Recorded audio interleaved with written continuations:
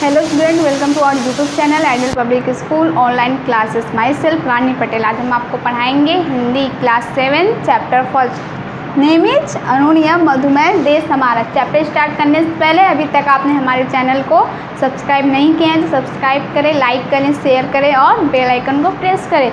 तो आइए हम अपने चैप्टर को स्टार्ट करते हैं। इस कविता के कवि हैं जयशंकर प्रसाद। जयशंकर प्रसाद के जीवन परिचय के बारे में जानेंगे। तो इनका जन्म 30 जनवरी 1890 में हुआ था और ये उत्तर प्रदेश के रहने वाले हैं। जैसे हम वाराणसी में रहते हैं तो ये भी वाराणसी में ही रहते थे और इनकी शिक्षा क्विंस कॉलेज में हुई थी। और इनकी रचनाएं हैं झरना, लहर, आंसू, ये मुख्य रचनाएं। इनकी मृत्यु 15 नवंबर 1937 में हुआ था। तो आइए हम अपने चैप्टर को स्टार्ट करते हैं, अपनी कविता को स्टार्ट करते हैं।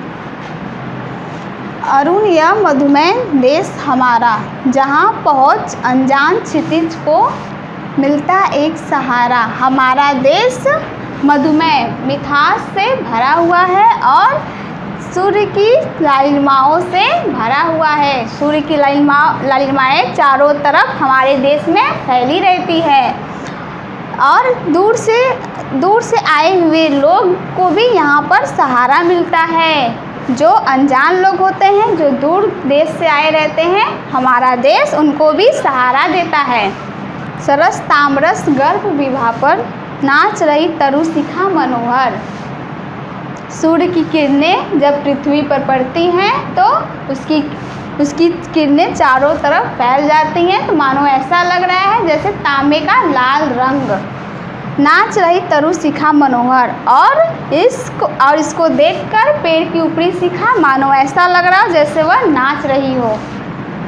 छिटका जीवन हरियाली पर मंगल कुमकुम सारा और यहाँ के लोगों का जीवन खुशियों से भरा हुआ रहता है और मानो ऐसा लग रहा हो जैसे मांगलिक कुमकुम चारों तरफ बिखरा हुआ हो। लघु सूर धनु से पंख पसारे, शीतल मलय समीर सहारे। मलय पर्वत से जो सुगंधित हवाएं चल रही हैं उसके सहारे पंछी पंख पसारे अब हवा आसमान में उड़ रहे हैं। उड़ते खग जिस ओर मुँह किए, समझ निज निज प्यारा। पक्षी आसमान में जिस तरफ मुँह किए उड़ रहे हैं वहीं अपना घर समझ रहे हैं, इस देश को अपना घर समझ रहे हैं। बरसाती आँखों के बादल बनते जहाँ करुणा जल।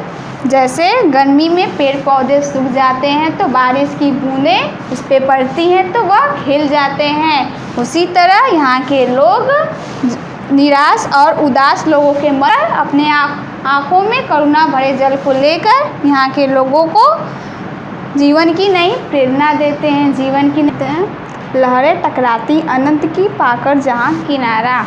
दूर दूर से जो लहरें समुद्र में आती हैं वह किनारों से टकराती हैं और विश्राम करने लगती हैं। कुंभ ले उषा सवेरे, भरती ढुलकाती सुख मेरे। यहाँ उषा की तुलना एक स्त्री से की गई है जो कि अपने सुनहरे घड़े में मंगल जल भरकर लोगों को जगा रही है, जिसके कारण वह लोगों के मन में सुख भर जाता है।